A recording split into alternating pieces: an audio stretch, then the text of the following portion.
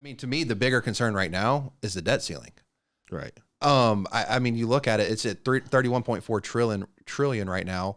That is coming up in July. Either they have to find a way to actually make a payment or extend the debt ceiling. They need to make a payment.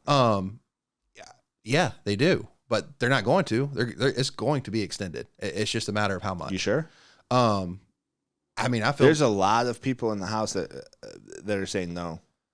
There's a lot of Republicans in the House that don't want that, but I mean, what's going to happen if they don't do it? Then all of a sudden the U.S. defaults on it. And you talk about like, that's going to be even worse. If the U.S. goes in default on it, talk about losing trust.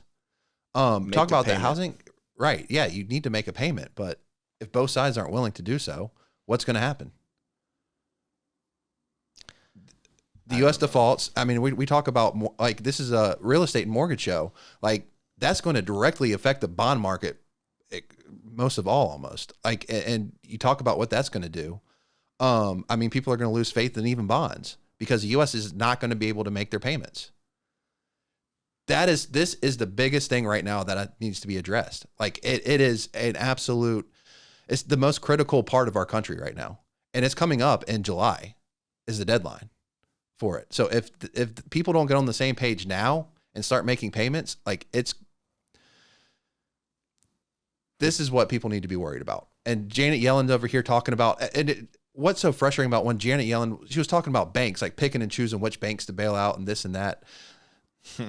She has the biggest deadline, and I mean, of the last 4 years in the U.S. history. And that's what she's worried about. Like, it's just ridiculous because, and the overspending is just absolutely insane. Like, and you talk about inflation. What can we do to improve inflation? Like, well, stop spending, get the budget in line. Well, I mean, our budget has not been in line since Bill Clinton was in office. You have to pay down the debt. Yes. Pay down the actual debt, not just make the interest payments on the debt. And regardless, right. And regardless of what side you win, every single president, it's increased. You go from Bush, it started over. Bill Clinton had it balanced. Bush started spending. Obama spent even more. Trump was improving it, and then COVID happened and overspent. And now it's is an all-time high. Like, where does it end? My question is, what do you think our gold reserves look like? I mean, I think. Do you know the gold? Do you know that the gold that they used to do an audit on gold? It hasn't happened in like 30 years. We have no idea but guess who's been buying a ton of gold? Oh, all the BRICS countries. Tons of gold. They're going to try to back their currency with gold. I guarantee it. And if they tie their currency to gold, we're screwed. Like that. You said it won't happen quickly? Like that. Like that. Now you're trading in the Chinese currency for oil. We're the petrodollar. And then they tie it to gold. Yeah. You're fucked. Right. And we have way too much money in circulation to go back.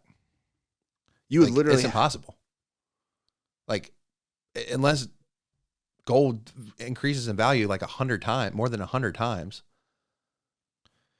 Yeah, I don't know. Going away from the gold standard was stupid. There was other ulterior motives to that. Look that up. People call it conspiracy, but it's actually come out on like government release. They have to release their document dumps every 7 years or something, and it's come out, and we're in trouble. And I think we can get out of it with strong politicians and with strong leaders.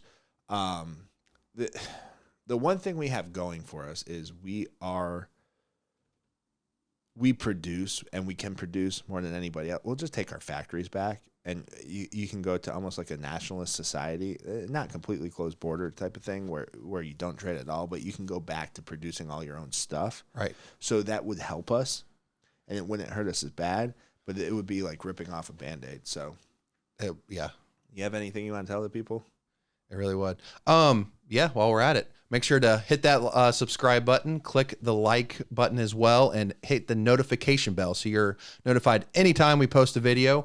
We talk about all things mortgage and real estate and I mean just overall economy. How to build wealth through real estate. We talk about stuff that could affect the real estate market, which the U.S. reserve currency would affect the real estate market. Yes, it would.